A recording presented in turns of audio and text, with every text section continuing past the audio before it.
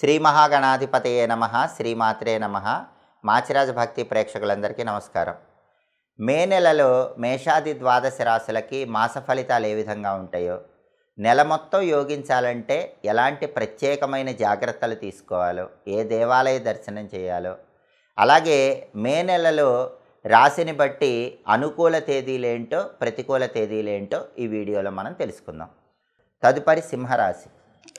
సింహరాశి వాళ్ళకి మే నెలలో మాస ఫలితాలు పరిశీలిస్తే, సింహరాశి వాళ్ళకి మే నెలలో అన్ని విధాలుగా అన్ని రంగాల వారికి అనుకూలంగానే ఉంటుంది.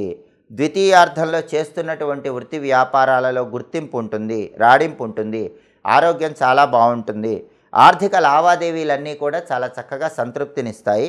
రావాల్సినటువంటి ధనం సరైన సమయంలో సకాలంలో చేతికి అందేటటువంటి యోగం సింహరాశి వాళ్ళకు ఉంది.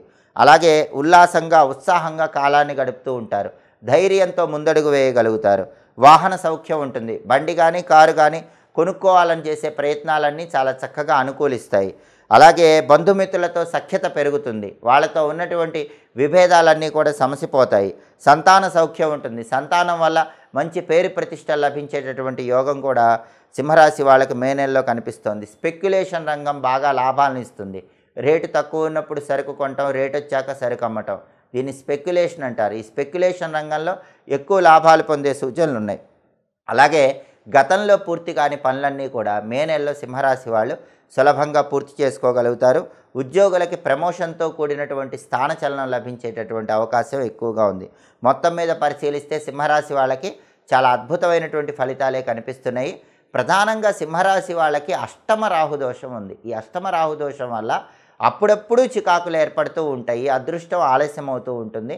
ఆరోగ్యపరంగా నాభికి సంబంధించిన అనారోగ్య సమస్యలు, గ్యాస్ట్రిక్ ప్రాబ్లము, డైజెటివ్ ప్రాబ్లము ఇలాంటివి వచ్చేటటువంటి సూచనలు మాత్రమే ఉంటాయి.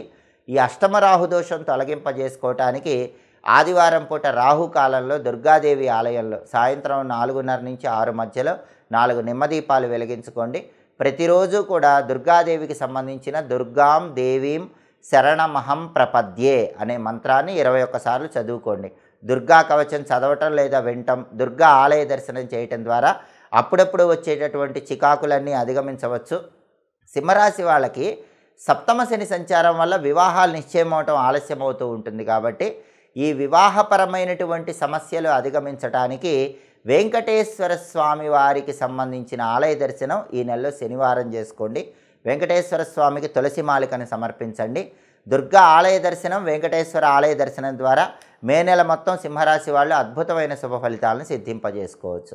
ఈ నెలలో సింహరాశి వాళ్ళకి కలిసి వచ్చేటటువంటి తేదీలు 1, 3, 9, 11, 16, 21, 28, 30 ఈ తేదీల్లో ముఖ్యమైన పనులు చేసుకోండి. ఈ నెలలో సింహరాశి వాళ్ళకి కలిసి రాని తేదీలు 5, 7, 14, 18, 23, 26. అనుకూల తేదీల్లో ముఖ్యమైన పనులు చేసుకోండి, ప్రతికూల తేదీల్లో ఎలాంటి పనులు నిర్వహించకండి. దుర్గా ఆలయ దర్శనం, వెంకటేశ్వర ఆలయ దర్శనం ద్వారా మే నెల మొత్తం సకల శుభాలను సిద్ధింపజేసుకోండి. ఇవి మేషాది ద్వాదశ రాశులకి మే నెలలో మాస ఫలితాలు. ప్రతి నెలలో మాస ఫలితాలు తెలుసుకోవాలనుకుంటున్నారా? అయితే మా మాచిరాజ భక్తి ఛానల్ని తప్పకుండా చూడండి. మా వీడియోస్ మీకు నచ్చినట్లయితే మా ఛానల్ని లైక్ చేయండి, కామెంట్ చేయండి. మా ఛానల్ వీడియోస్ 10 మంది మిత్రులకు షేర్ చేయండి. మా ఛానల్ని సబ్స్క్రైబ్ చేసుకోండి. పక్కనున్న బెల్ సింబల్ నొక్కటం మాత్రం మర్చిపోకండి. సర్వే జనాః సుఖినో భవంతు. స్వస్తి.